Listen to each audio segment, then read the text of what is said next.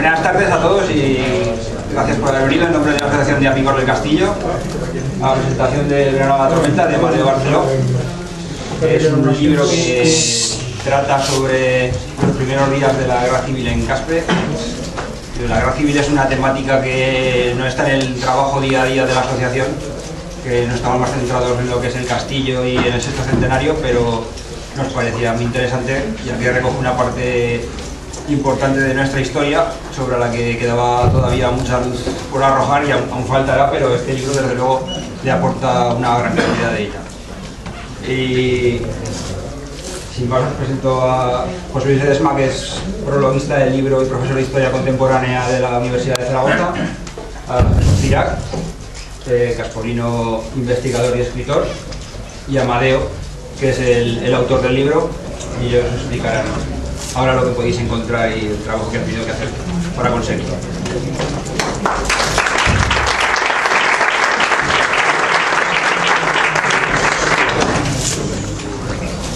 Voy a empezar yo.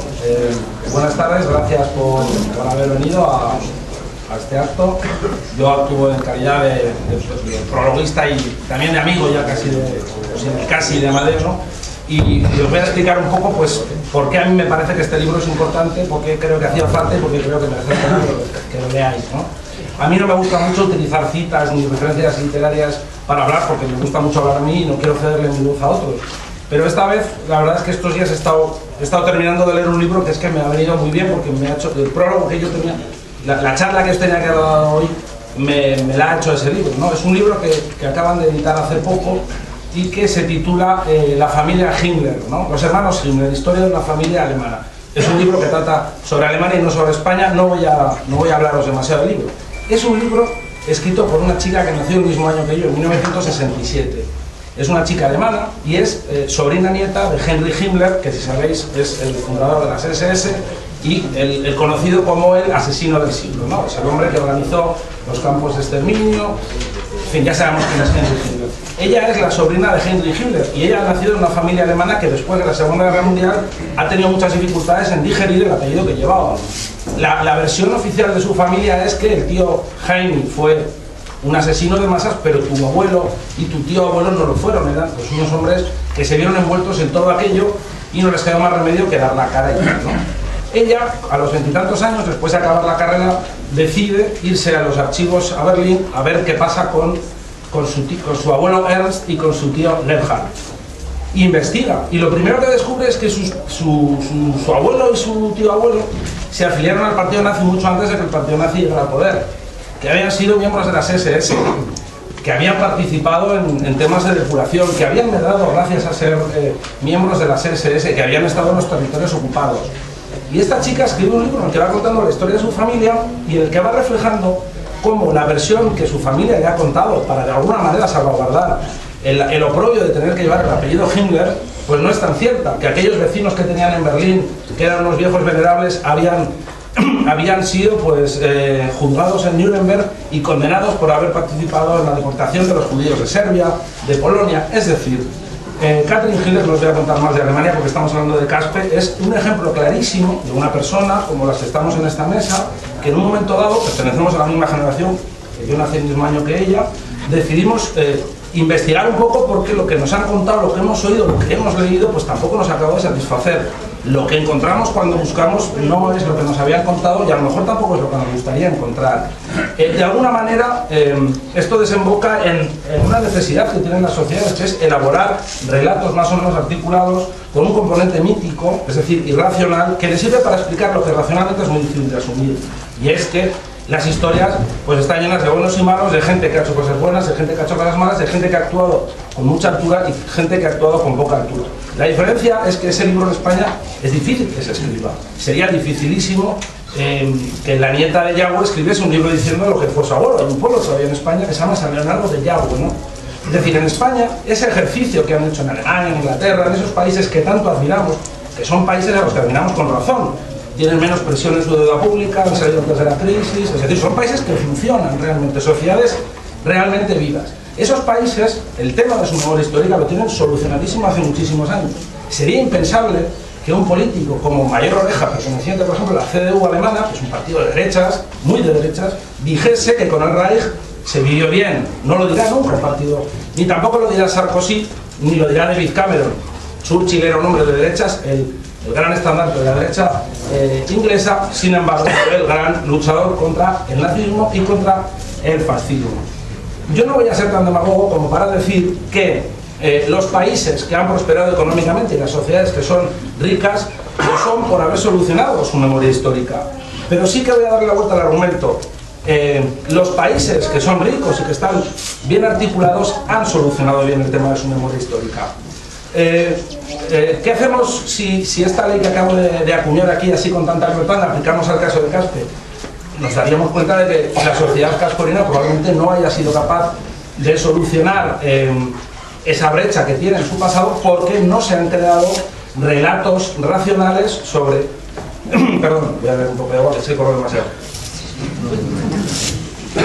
Porque quizás, bueno, sin el quizás, no hemos sido capaces en todos estos años, y han pasado ya 75, de elaborar relatos racionales, relatos basados en el trabajo de fuentes primarias, el trabajo de archivos, el trabajo de teorización, que nos permitan a los caspolinos que sentimos interés por esos temas, y a la vista de cómo está hoy esta sala, somos bastantes, digo, de tener relatos racionales que nos permitan entender lo que pasó.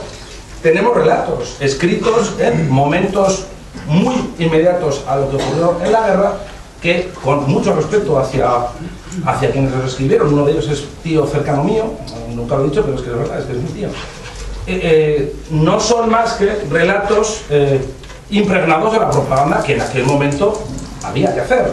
No es reprochable que en ese momento personas que habían sufrido los desastres de la guerra pues actuasen aliándose con el bando con el que ellos sentían afinidad.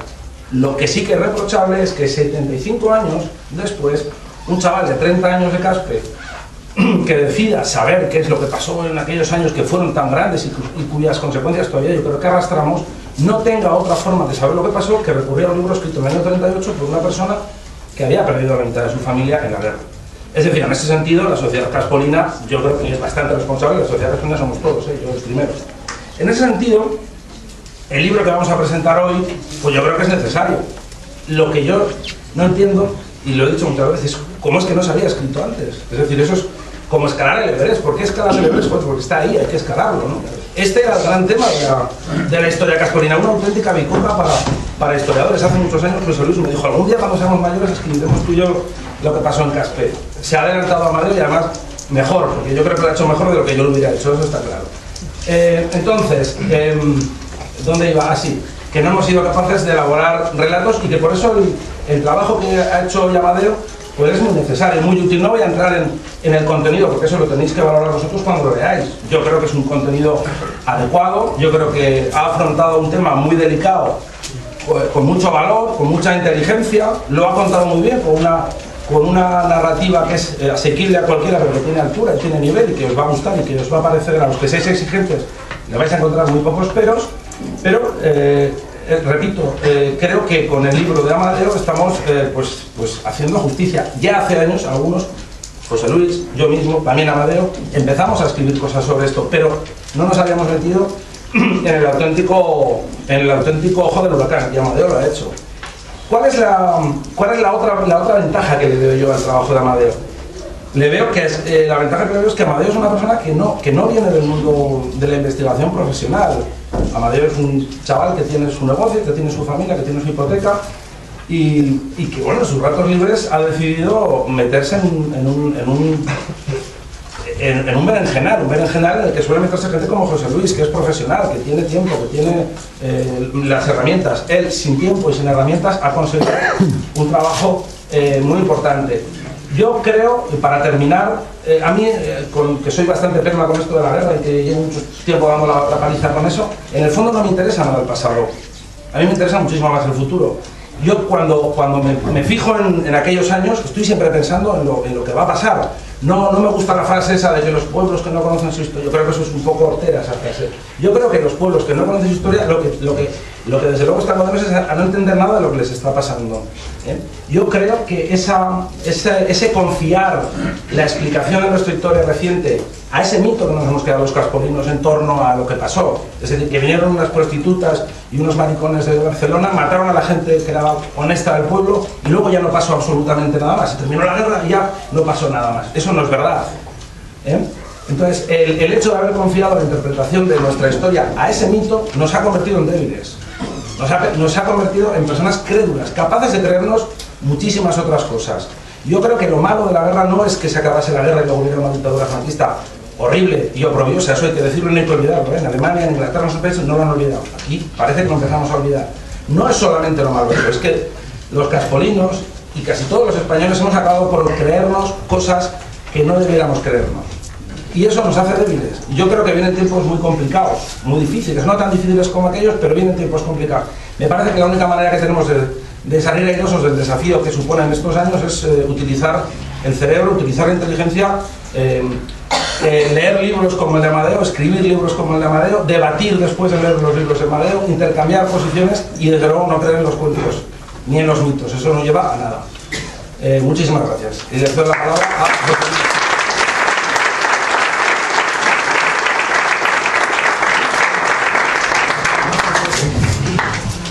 Bueno, muchas gracias por estar aquí a todos. El listón lo ha dejado alto Jesús Tira. Bueno, gracias a los asistentes y por supuesto al autor del libro por invitarnos a Jesús y a mí primero a prologarlo, lo cual ha sido un honor, y después a esta presentación. Bien, yo me imagino, y eso lo escribo en el prólogo, me imagino que cuando alguien como Amadeo Barceló le solicita a alguien como yo que participe en el prólogo, supongo que lo hace por aquello de darle unas ciertas credenciales académicas, por aquello de que soy profesor de la universidad. Pero en el fondo, me apresuro a decir que quien compre el libro se puede saltar directamente en mi parte del prólogo. Le voy a decir por qué. Lo que digo es que no hace falta esas credenciales académicas. El libro es suficientemente bueno, es un trabajo de un historiador, por mucho que no tenga credenciales académicas, por mucho que no sea un licenciado en historia ni en filosofía y letras, es el producto inequívoco de un historiador. Cumple, así supongo que así me he pagado la cena, cumple todos los requisitos que se podrían exigir a un historiador de verdad. Cumple requisitos que no cumplen, por ejemplo, algunos de los autores de algunas de las voces del diccionario de la Real Academia de la Historia, como por ejemplo el que haciendo un malabarismo retórico consigue escribir 5 páginas sobre Francisco Franco sin utilizar las palabras dictador o dictadura. Pero en fin, cumple todos los requisitos de un historiador. ¿Cuáles son? No hacer literatura, no escribir lo que le viene en gana, ceñirse, y lo hace de manera exquisita, a las fuentes que utiliza. Hacerlo además con muchas fuentes, no solo con una. Contrastar todas esas fuentes que está utilizando. Él se sirve abundantemente de libros, viejos y nuevos. Se sirve de las fuentes de los archivos, caspolinos y de fuera de Caspe. Se sirve abundantísimamente, creo que es uno de los mayores activos de este libro, de la historia oral. Ha entrevistado a decenas de caspolinos y caspolinas, a los que desgraciadamente imagino que dentro de 15, 20, 30 años los historiadores no podremos volver a entrevistar. Eso lo ha hecho Amadeo. Probablemente debería haberse hecho antes. Si se hubiera hecho hace 10 años o 15, habría habido más caspolinos y caspolinas que podrían haber compartido sus recuerdos sobre la guerra. Desde luego esto no es un demérito de Amadeo, no haberlo hecho antes. Creo que es un demérito colectivo, no digo solo de los de Caspe, sino también de los historiadores, que deberíamos haberlo hecho antes y en mayor medida. Cumple los requisitos de la necesaria, no diré objetividad, porque la objetividad es una especie de estrella polar para los historiadores. Es algo que se tiene que perseguir, es un horizonte ideal, pero nunca se va a poder alcanzar. Pero sí que cumple el requisito de la imparcialidad, que no es lo mismo que la equidistancia. Él no trata de situarse en una especie de justo medio que no existe. Entre líneas se podrá identificar, sin que él lo diga explícitamente, qué es lo que le parece mejor, qué es lo que le parece peor, quiénes cree que se equivocaron o quiénes cree que se equivocaron menos. En todo caso, no se decanta por un lado ni por otro. Es imparcial, que es otra cosa que no hacen siempre historiadores académicos, como por ejemplo los de ese diccionario al que me he referido, que se ha sufragado con dinero público, por cierto, y no poco, 6 millones de euros. Y además hace un esfuerzo deliberado y exitoso de desapego de los hechos que está narrando, y para alguien como él tiene que ser difícil. También supongo que será difícil ese desapego para quien escribe la biografía de Franco, teniendo en cuenta que era un amigo suyo.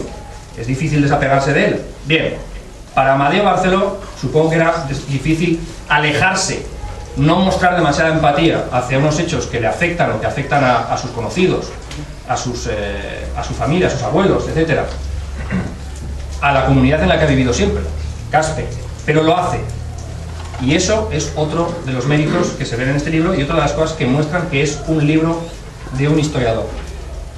Insisto, un historiador sin credenciales, hasta donde yo sé no tienes el título de licenciado, pero si te sirve de consuelo, y con eso me pago no solo la cena sino el café después, pues yo no solo con este trabajo te habría aprobado exámenes de la carrera, sino que te daría el título de licenciado con grado. Esto vale. Este libro lo podrías haber presentado como lo que antes era una tesina y ahora se llama Memoria de DEA, pues lo podrías haber presentado y yo te daría un aprobado cum laude. Bien, esto, el hecho de que este libro sea realmente el libro de un historiador, esto no es literatura, esto no es la obra de un aficionado que se pasó un día por aquí y dijo voy a escribir sobre la guerra. Es una obra de un historiador. Esto me parece que es la primera razón, la primera justificación de que salga un libro como este. Un libro más sobre la guerra civil. Y van miles. Un libro más. ¿Por qué? Primero por eso, porque es una obra de historiador y no se puede decir lo mismo de todos los libros de historia ni de todos los libros sobre la guerra civil que muchas veces escriben no historiadores, sino pseudohistoriadores, periodistas, ensayistas de todo tipo, literatos que se acercan a esto y que se aprovechan del tirón editorial, mediático que tiene todo lo que suene a guerra civil. Parecería como si hubiera como si la sangre derramada en los años 36 a 45 pues atrajera la atención de todos, ¿de acuerdo? Esta sería una de las razones, pero hay otras que creo que justifican un libro como este. Una segunda razón sería que es un libro valiente. A mí me parece que es un libro valiente, porque habla de la guerra civil, porque habla de la guerra civil en un sitio donde la guerra se sufrió más que se vivió, donde el impacto de la guerra fue traumático para los vencedores y probablemente también para los vencidos mucho más. Porque habla además no de la guerra, de cualquier parte de la guerra o cualquier latitud de esos casi 3 años de guerra, sino de los días iniciales, los más duros, los que más se han fijado en la memoria colectiva, los que más han sido pasto de mitos, como decía en cierto modo Jesús. Y además porque incluso hablando de esos días, sobre todo es un libro sobre la violencia que tuvo lugar en esos primeros días en Caspe. Lo más sencillo, imagino, que habría sido para alguien como Amadeo, que no es un profesional de la historia, me imagino que lo más sencillo para él habría sido escribir sobre la experiencia de los abuelos, de los que hoy son abuelos y abuelas durante la guerra, de cuestiones más asépticas. Se ha metido a lidiar con el Miura de cuernos más largos, que es la guerra al principio y en esos días en los que todo fue, o casi todo fue, más que sueños, fue pesadillas. Y además me parece también valiente porque por dedicarse a los primeros días de la guerra en Caspe, habría sido distinto si fuera otra localidad, habla de la violencia que llevaron a cabo, que ejecutaron sobre todo los republicanos. Lo cual me lleva a recuperar algo de lo que decía antes. De alguna manera, Amadeo hace un ejercicio de imparcialidad. Probablemente no le habría gustado tener que referirse a estas cosas.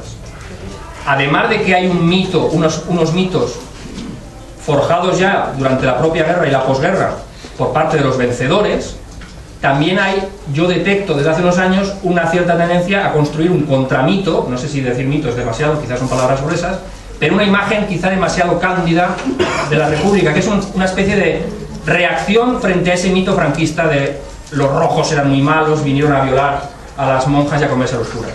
O sea, hay una tendencia a crear un contramito, una contraimagen, que es la de los republicanos eran muy buenos y solo los únicos que hicieron maldades fueron los franquistas. Aquí se muestra que no. Y esto me consta que en algunos, porque es algo a lo que yo también me dedico, me consta que en algunos foros no se entiende. Es decir, en algunos foros no se entiende que nos dediquemos los historiadores, y aquí estoy incluyendo también a Amadeo, a pesar de que todavía no tiene ese título de licenciado, de que los historiadores nos dediquemos a esto. Más de una vez, una de ellas, aquí en Caspe, se me preguntó a mí mismo por qué me dedicaba a hablar de esto cuando ya se había hablado de esto durante toda la posguerra, cuando ya se había hablado durante toda la posguerra de la dictadura de Franco del terror rojo. Aquí no estamos hablando del terror rojo. El terror rojo, eso es un mito. Aquí estamos hablando de lo que sucedió al principio, y como hace Amadeo, lo hace desde la perspectiva, el enfoque y el rigor propio de los historiadores. Y una última razón que se me ocurre para justificar un libro como este es la más general, y con eso también enlazo un poco con aquello a lo que se refería Jesús, y es que es combatir la idea de que indagar en estas partes más dramáticas del pasado es abrir viejas heridas. A mí, yo no me voy a andar con medias tintas. Este tipo de creencias me parecen una estupidez.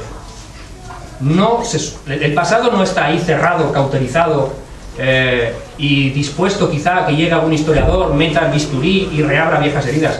El pasado no está ahí, valga la redundancia, en el ayer, en el pasado. El pasado está presente hoy. Y una muestra es que todos ustedes están aquí. ¿Cuánta gente viene a presenciar la presentación de un libro en una localidad como Caspe cuando tiene que ver con la guerra civil? La guerra civil está presente hoy en día en el escenario público, en el escenario político, se legisla sobre ella, está en el escenario judicial, por supuesto, acapara libros, novelas, películas. No se trata de abrir ningún tipo de herida. Los sociólogos de la memoria dicen que hay 4 formas de afrontar pasados traumáticos, que se cumplen en buena parte de los países que durante el siglo XX han tenido experiencias traumáticas. Véase Segunda Guerra Mundial, Holocausto, el terror, el Gulag en la Unión Soviética, las violencias en las dictaduras sudamericanas. La primera sería la de la exclusión, es decir, los vencedores elaboran un relato de ese pasado traumático, en este caso sería la guerra civil, a imagen y semejanza de los vencedores, de ellos mismos. Es decir, los perdedores eran malos y los vencedores eran los únicos buenos. Esto es lo que aquí dominó, al menos durante 2 décadas, al menos hasta los años 60. La segunda manera, que suele venir después de la primera, casi llevan un orden cronológico, es lo que llaman estos sociólogos el régimen del silencio. Es decir, primero se ha hablado mucho a favor de los vencedores, después se tiende a tratar de dejar de lado, soslayar un poco todo aquello porque ya se habló demasiado de ello y puede ser incómodo. Esto incluso lo practicó el régimen de Franco a partir de los años 60. Se empezó a hablar ya no de la cruzada y de la guerra de liberación, sino de los 25 años de paz. Y se empezó a dejar de hablar tanto de todo lo que había sucedido, sobre todo de lo más dramático, de la violencia, de los mártires, de los caídos, etc. Después, una tercera manera de afrontarlo es lo que se llama la falsa inclusión, es decir, intentar introducir también a los vencidos en el relato sobre lo que sucedió. Aquí también se trató de hacer en los últimos años del franquismo y durante la transición. Es decir, tratar de integrarles en el sentido de, bueno, al fin y al cabo todos perdimos, esto fue un error de todos, fue un error colectivo. ¿Qué pasa cuando todos son culpables de algo? Que en el fondo nadie lo es, porque la responsabilidad se diluye. Por eso se dice que esta forma es una falsa inclusión de todos los bandos. Y la cuarta forma, y con eso acabo, es la que se denominaría, la cuarta manera de ver pasados traumáticos es la manera del conflicto. Es cuando se generan conflictos en la memoria. Cuando ya no vale ni una imagen de unos que son buenos y otros malos, ni vale el silencio, ni vale una falsa conciliación o reconciliación como aquí dominó durante la transición. Y esa forma de enfrentarse al pasado es la que se está haciendo aquí en España respecto a la guerra civil durante los últimos años. Es quizá una manera de ver esos pasados traumáticos más desasosegante, porque no hay buenos ni malos, porque se muestra que todos fueron al mismo tiempo buenos y al mismo tiempo malos, y es algo más incómodo para los poderes públicos, porque es una manera de ver el pasado menos cómoda, menos manipulable. Esta manera de ver el pasado conflictiva es la que han generado sobre todo los historiadores, y después de los historiadores, asociaciones de memoria histórica, recuperación de la memoria histórica, etc.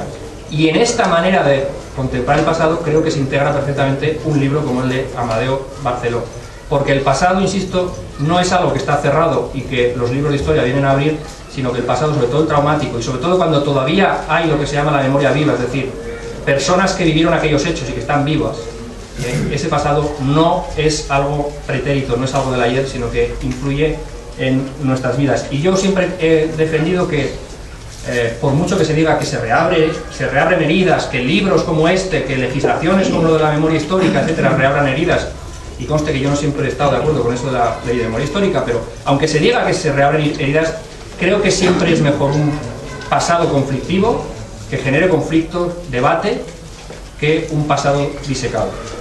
Creo que al fin y al cabo el conflicto, el debate, las distintas versiones, que haya debate, que haya discusiones sobre lo que sucedió entonces, a partir de la tarea de los historiadores, entre los que incluye Amadeo, creo que es lo propio de sociedades democráticas, y no hacerlo, pretender o buscar o preferir visiones únicas sobre el pasado, es una contradicción in terminis con el concepto de democracia. Creo que las democracias, los regímenes democráticos tienen que ser plurales, no solo en lo que tiene que ver con el pasado, sino también en lo que tiene que ver con las voces que nos llegan desde el pasado. Y eso es una de las cosas que hace este libro y que hace de manera inmejorable. Muchas gracias y enhorabuena, Amadeo.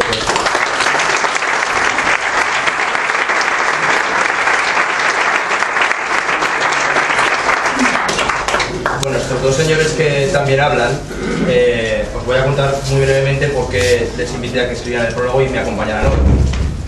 Jesús, que más o menos nos conocemos desde siempre, pues yo sabía de su interés y de sus desvelos por nuestra historia contemporánea, y cuando me empezaron a interesar a mí estos temas, pues lo llamé, y tenía bastante motivos para haberme mandado a cascarla, porque yo con él había tenido alguna pequeña guerra dialéctica sobre sus intereses y los míos, ¿no? Cuando yo estaba imbuido exclusivamente en el pasado medieval caspolino. Y sin embargo lo que hizo es interesarse desde el primer momento por mi investigación, ofrecerse y siempre estar dispuesto a compartir información, incluso cedérmela, a debatir, a discutir en ocasiones, y en definitiva pues siempre ha tenido esa ventana abierta de su tiempo, y bueno, se ha interesado como el que más por esta investigación, por lo cual suficiente motivo por su generosidad demostrada. Y José Luis Ledesma, que me presentó Jesús, está siempre liadísimo, está terminando su tesis, además de su labor como docente de la Universidad de Zaragoza. Bueno, no lo va a decir él, pero yo sí, es el que está considerado mayor especialista de España en violencia republicana, para que os hagáis una idea, y siempre ha respondido a los correos de Amadeo, siempre ha estado dispuesto a descolgar el teléfono y a compartir informaciones que he de confesar que más bien era al revés, resolvía un poco mis dudas. Ha sido siempre una tutorial permanente, y eso la verdad es que en el mundo de la investigación no siempre es así. Es una gran suerte que han estado dispuestos a eso, y bueno, mi gratitud absoluta hacia ellos. Os voy a contar, voy a tratar de no extenderme mucho porque hace mucho calor aquí.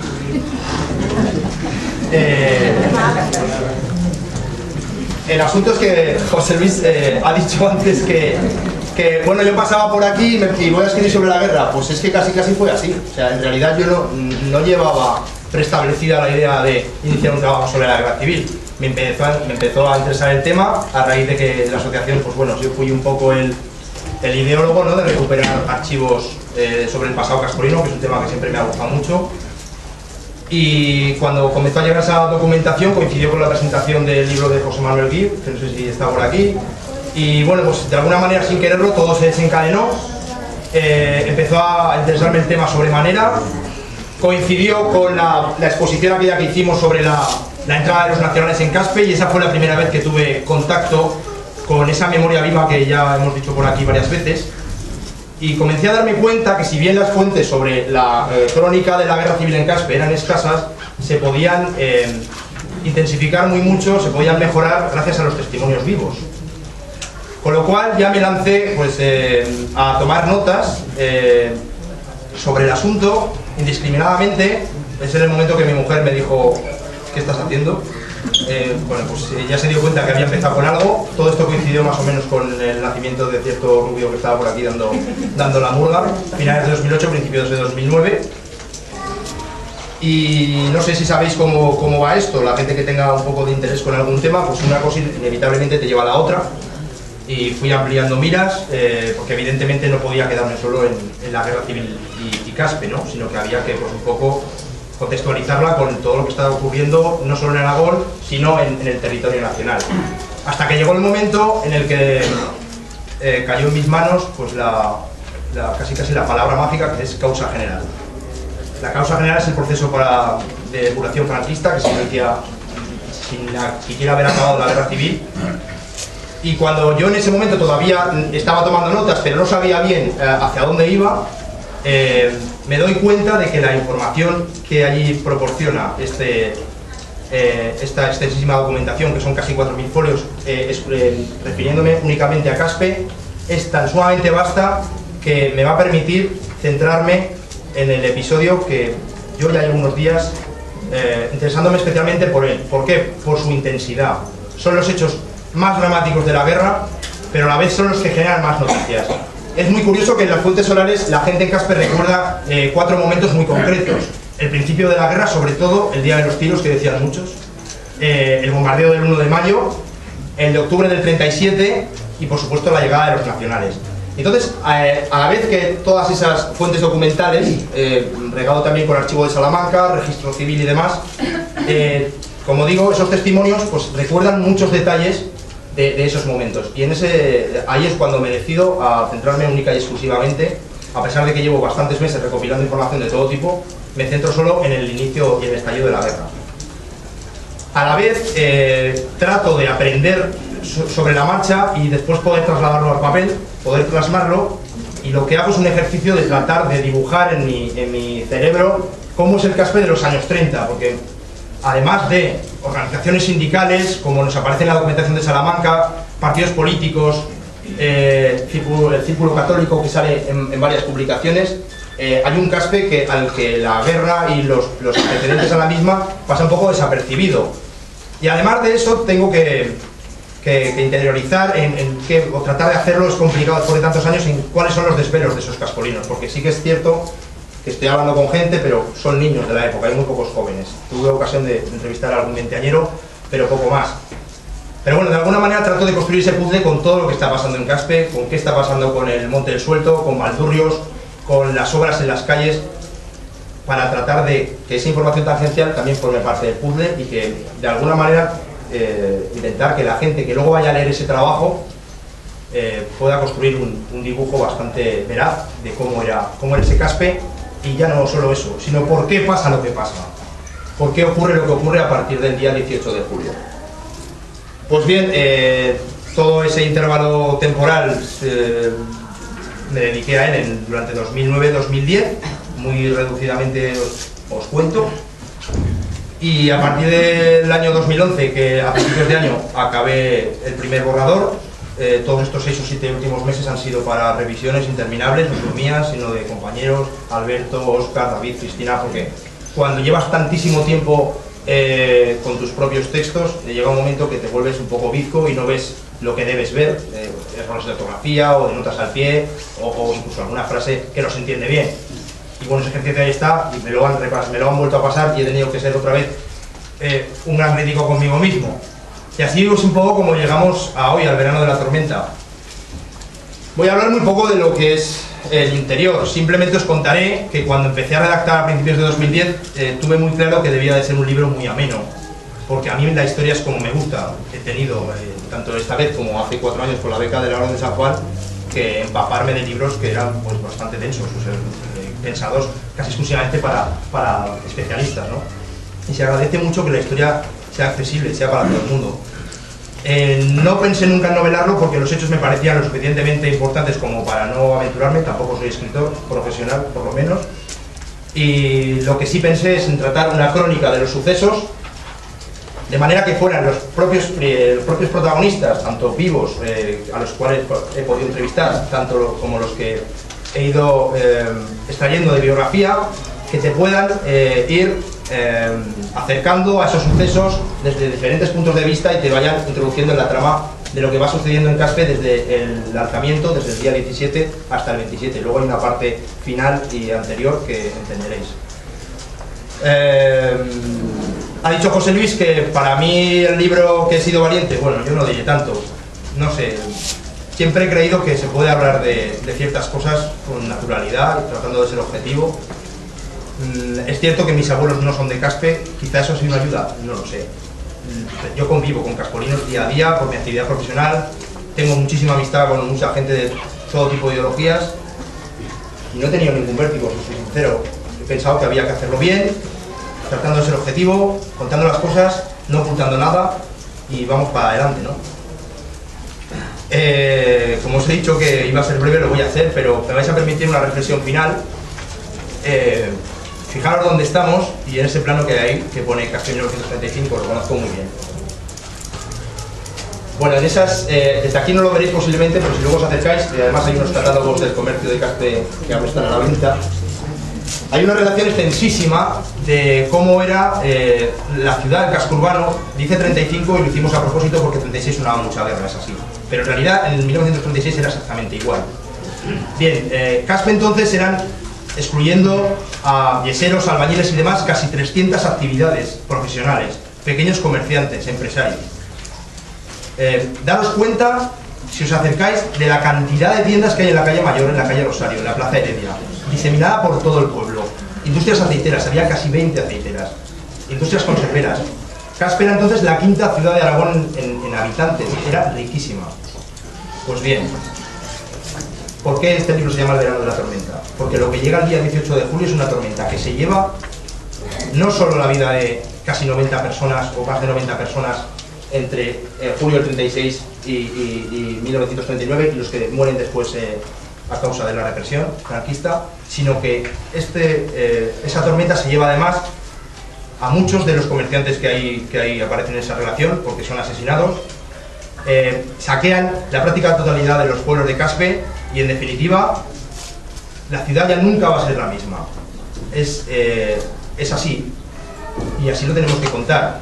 Me hubiera gustado nunca tener que hacer este libro, palabras. Sí tengo que estar agradecido que estuviera ahí, parece como que esperando, ¿no?, que cualquier loco, que me han llamado alguno entre comillas en el prólogo, lo abordara. Yo creo que había que explicar por qué Caspe era así y después pasó a hacer una cosa totalmente diferente. Es nuestra historia viva y bueno, solo desear que les guste, que lo he hecho con toda la humildad del mundo. Por supuesto, espero que nadie se sentirá afectado porque no ha sido nunca mi intención. Pero yo creo que ya llega el momento que podamos ser valientes y sin vértigo ninguno hablemos de nuestro pasado y hablemos con toda la claridad del mundo. Muchísimas gracias por haber estado aquí. No saben lo que me congratula, ¿no?, ver todo este aforo lleno, porque esto significa que nuestra historia reciente y contemporánea nos sigue interesando. De verdad que muchas gracias.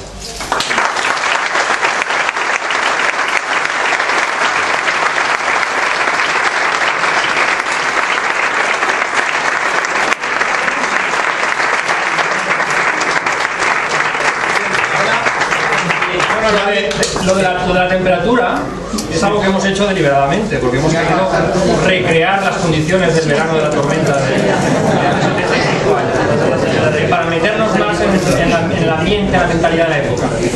Bueno, se ha dicho que aquel verano de la tormenta ha tenido muchas vidas. No sé si seguir aquí nos podría llevar a que también fenezca alguien por calor. Nosotros estamos cerca de ello porque aquí esta luz nos da más calor aún de la que tienen ustedes. Pero a pesar de eso, si hay alguna pregunta, alguien le quiere hacer alguna pregunta al autor, pues ofrecemos la posibilidad de que lo hagan ahora. Hablen ahora o... Bien, pues en todo caso, además de que compren el libro, porque este autor no se queda ni un duro, pero merece la pena que la asociación recupere la inversión, y es un trabajo que voy a decir yo. Bueno, son 360 páginas, muy bien narradas, todo lo que he podido. Y bueno, de todas formas, lo que sí que puedo hacer para remediar este calor es ofrecerles un pequeño refrigerio que tenemos preparados en el salón anexo, donde podemos charlar y bueno, refrescarnos un poquito más que aquí.